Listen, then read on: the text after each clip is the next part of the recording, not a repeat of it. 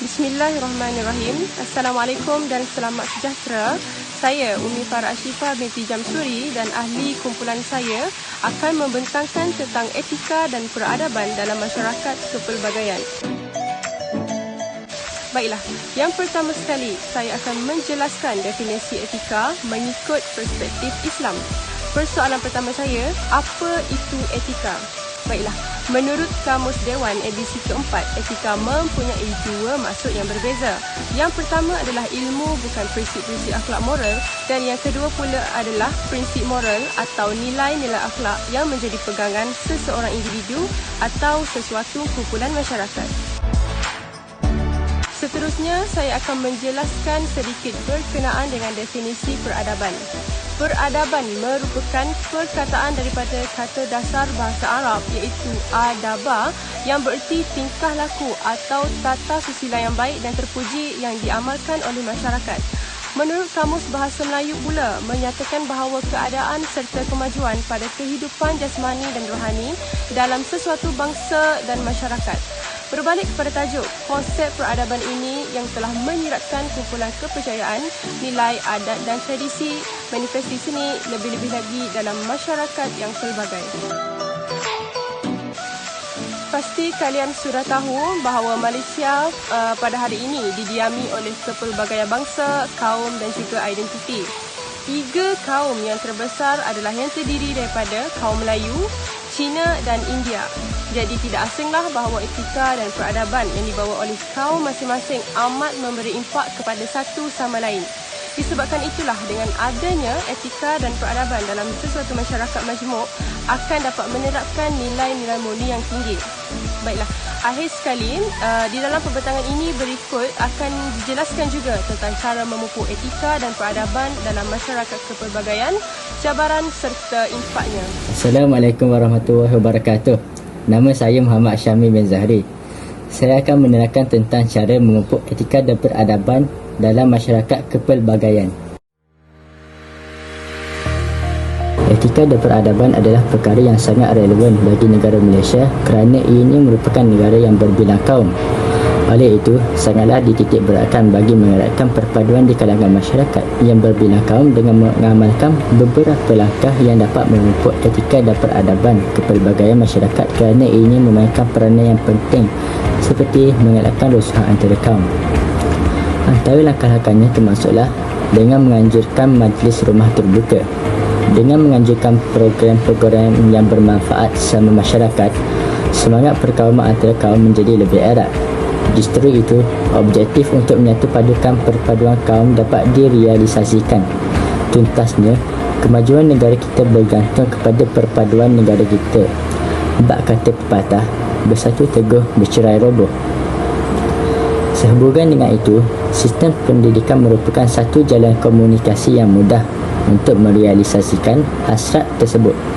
Dengan pengenalan satu sistem pendidikan yang sama oleh Kementerian Pendidikan Malaysia yang singkatannya lebih dikenali sebagai KPM, ini telah mewujudkan perpaduan kaum secara tidak langsung.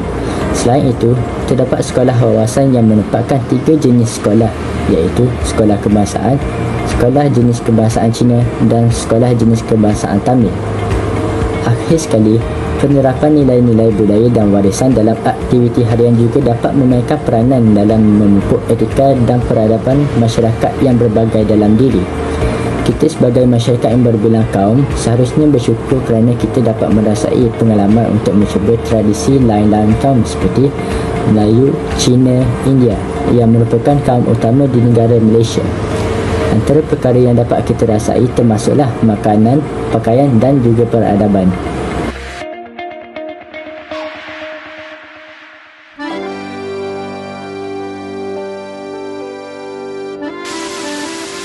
Assalamualaikum dan salam sejahtera. Saya Siti Hadijah binti Muhammad Rafi akan membincangkan topik impak etika dan peradaban dalam kepelbagaian masyarakat yang terbahagi kepada 3, iaitu sistem masyarakat, sistem pentadbiran serta nilai budaya.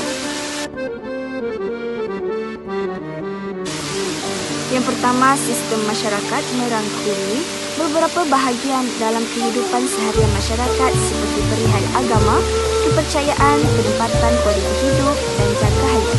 Sebagai contoh, di Malaysia, terdapat beberapa jenis kaum yang berlainan agama dan kepercayaan. Sistem masyarakat juga mempengaruhi kualiti hidup rakyat, di mana para golongan bangsawan atau rakyat yang berpendapatan tinggi dapat menasihati kehidupan dengan mewah, manakala rakyat yang berpendapatan rendah harus berjimat dalam kelangsungan hidup.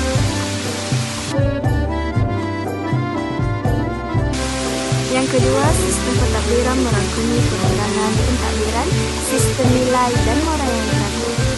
Sebagaimana, sistem raja perlembagaan menjadikan raja sebagai simbol penghormatan dan keadilan.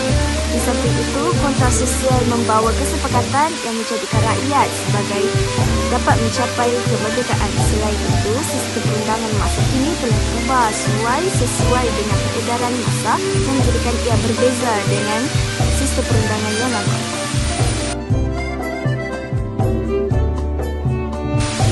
Nilai budaya merangkumi bahasa yang mempunyai nilai serumpun, daya reka cipta, teknologi serta kreativitas. Sebagai contoh, pembentukan bahasa Melayu dan tulisan Jawi, asas yang bermula dari sepatu bersurat. Namun ia yang dirintis kaedah dan keejaan Melayu oleh pendeta Zafar, kemudian menerapkan budaya timur menjadi jati diri atau nilai budaya, kesenian dan kepercayaan dapat mempengaruhi kehidupan yang harmoni dalam masyarakat berbilang tahun.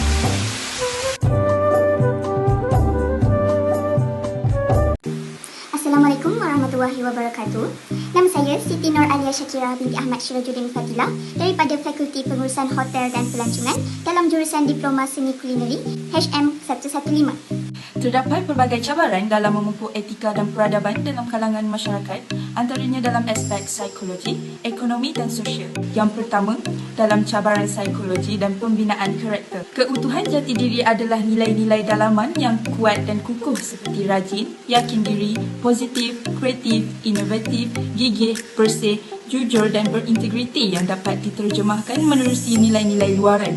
Tanpa jati diri yang kukuh dan ampuh, sesuatu bangsa itu akan ketinggalan jauh ke belakang.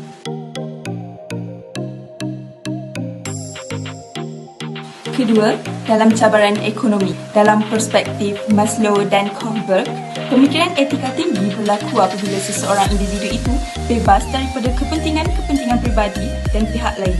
Jika dilihat dari perspektif kedua-dua tokoh barat ini, etika dan peradaban berkadar terus dengan ekonomi, iaitu apabila individu telah dapat memenuhi keperluan dan kehendaknya, maka barulah ia mencapai tahap kesempurnaan diri. Namun, ia berbeza dalam perspektif Islam. Al-Ghazali menyatakan bahawa akhlak adalah bersifat kerohanian yang diterjemahkan dalam bentuk tingkah laku yang baik kerana kesedaran terhadap Allah.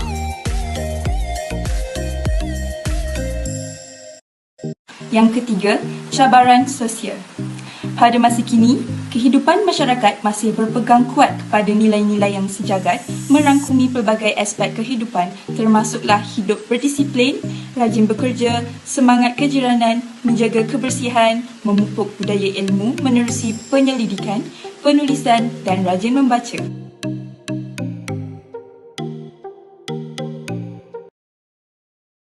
Peradaban secara natijahnya adalah sejumlah pencapaian dan pembangunan dalam segala perlakuan, pemikiran dan kemajuan tinggi, baik halus dan sopan ke arah pembentukan peribadi dan komuniti yang memiliki personaliti, tata susila dan budi pekerti yang terpuji untuk membentuk sebuah masyarakat atau negara bangsa. Ilmu tentang etika dan peradaban hari ini adalah penting kerana boleh membantu ke arah pembinaan dan kejayaan sesuatu masyarakat. Pengajaran daripada kitaran sejarah masyarakat patut dijadikan iktibar agar generasi muda tidak leka dengan keamanan dan kemewahan yang dikecapi, mengetahui persoalan-persoalan dasar berkaitan etika dan peradaban juga membuka ruang kepada seluruh manusia untuk berinteraksi secara positif ke arah kehidupan yang lebih saksama. Pendedahan terhadap mengenali latar belakang etika dan peradaban masing-masing pula boleh memupuk rasa persefahaman antara satu sama lain. Oleh itu, kita mestilah belajar tentang etika dan peradaban kepegawaian masyarakat supaya menjamin generasi yang lebih baik di masa akan datang.